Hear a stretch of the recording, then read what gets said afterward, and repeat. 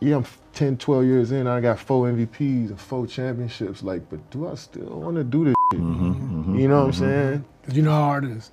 Some people say, I want to go play baseball. Right? Yeah. And then I want to come back. Or some people say, I'm going to go 22 straight. Coward. We come to practice, he's on one leg. Like he was hurt the second year, he was on one leg the whole year and played 82 games. Wow. Like, and so he practiced every day and he played every game on one leg. And so he's like, man, MJ, why don't you just sit up? How can I be the leader of the team and sit out and y'all going through all the credit? I gotta be there. I twist my ankle and I had a teammate, David Greenwood. He says, you know, you twist your ankle, young fella, come over and sit with me. You know, this is, you need to. I said, no, man, I'm trying to make a name for myself. There's no way I can sit. You know, I need to get out there and show what I'm capable of. I want to play. I want to win. I want to make an impact. On an episode of Mind the Game Kevin Durant stirred controversy while sitting alongside LeBron James, appearing to take subtle shots at Michael Jordan.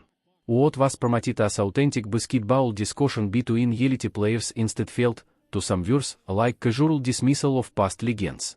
During the conversation, they downplayed the triangle offense as outdated and questioned the NBA's satellite ring culture, with LeBron even suggesting that championships are overly emphasized in evaluating greatness.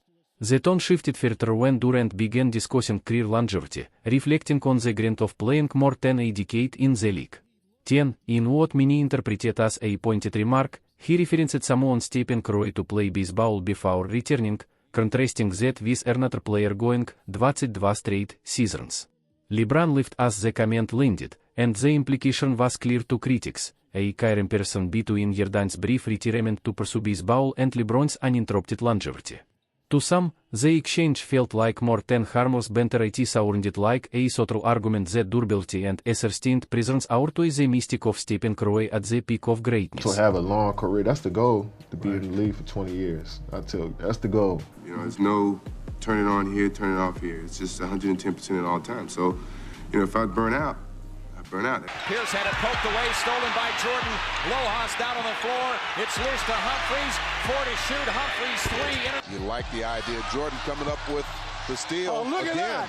The 40-year-old dives to the hardwood. What do you think of when you hear the term load management thrown around? It shouldn't be needed, first and foremost. You know, I never wanted to miss a game because it was an opportunity to prove. It was something that I felt like, you know, the fans are there to watch me play. I want to impress that guy. You know, it's all about winning championships and winning. The major issue with Durant's remark is that it overlooks the deeply personal context surrounding Michael Jordan's 1993 retirement. Michael Jordan did not simply step away from basketball on a whim. That summer, his father, James Jordan, was tragically murdered during a robbery. In the aftermath of that devastating loss, Jordan chose to leave the game at the height of his career to grieve and to pursue professional baseball, a dream he had shared with his father. Reducing that decision to a casual punchline ignores the emotional weight behind it. At the time of his retirement, Jordan had just completed a historic triplet with the Chicago Bulls, accomplishing something even legends like Magic Johnson, Larry Bird, and Isiah Thomas never achieved. Many analysts still regard his 1991-1993 run as one of the most dominant peaks in basketball history. Critics also point to the irony of the comments coming from Kevin Durant, whose 2016 move to join the 73-win Golden State Warriors, a team that had just eliminated his Oklahoma City Thunder in the playoffs, remains one of the most debated decisions in league history. His later departures from the Brooklyn Nets and the Phoenix Suns further fueled discussion about loyalty and competitive resolve. Meanwhile, LeBron James has faced scrutiny over his own profile team changes, from leaving the Cleveland Cavaliers for the Miami Heat, returning to Cleveland, and later joining the Los Angeles Lakers. Within that context, some fans view the podcast discussion not as harmless banter but as a broader philosophical statement, one that elevates longevity over championships and peak dominance. Durant's suggestion that lasting 20 years in the league should be the ultimate goal, paired with LeBron's agreement, reflects a modern perspective on greatness that contrasts sharply with the championship-driven standard often associated with Jordan's legacy. All right, Laker Nerd asks, why is the triangle offense less utilized in today's game? To try to run the triangle offense right now, It'd be very challenging just because how the game is played and also how defense is covering.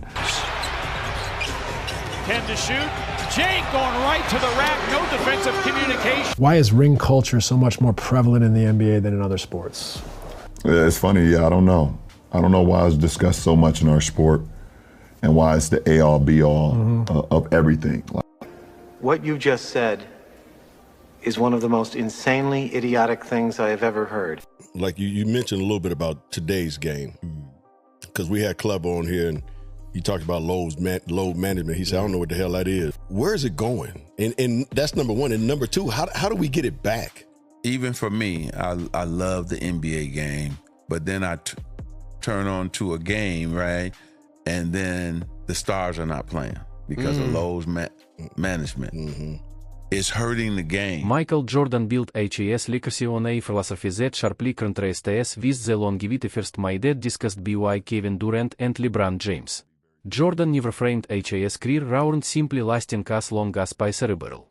HAS focus was singular, maximize every season, chase championships, pursue MVPs, and dominate on both ends of the floor. He apparently acknowledged that such an approach might shorten HAS career, but he embraced that risk. For Jordan, greatness required urgency. If he burnt out, so be it he would know he had given everything. In 15 total seasons effectively 13 full ones Jordan captured 6 championships, 6 finals MVPs, 5 regular season MVPs, 10 scoring titles, and earned 9 all-defensive team selections. HAS resume reflects extraordinary efficiency, a concentrated stretch of sustained dominance that many analysts consider close to perfection. By contrast, critics argue that while Durant and LeBron have compiled remarkable cumulative numbers across nearly 4 decades combined, their accomplishments, when measured strictly against Jordan's peak output, invite debate about whether longevity alone defines superiority. Jordan's durability during HAS prime further reinforced HAS minded. As a rookie in 1984 with the Chicago Bulls, he played all 82 games and logged heavy minutes in an era widely regarded as more physical and less technologically advanced in terms of recovery and sports science. Teams traveled commercially, hit smaller support staffs, and practiced intensely, yet full season participation was common. In contrast, the modern NBA has seen increasing emphasis on load management, with fewer players completing all 82 games in recent seasons despite access to private travel, expensive medical teams, and cutting-edge training resources. Jordan addressed this cultural shift directly when discussing rest and competition. He emphasized that every game mattered not just for standings, but for the fans. He often spoke about wanting to perform for the person in the highest seat of the arena who might have saved 4 months to buy a ticket. For him, availability was part of excellence. The contrast, as framed by HAS supporters, isn't merely statistical, it is philosophical, perfection and competitive urgency versus preservation and prolonged presence.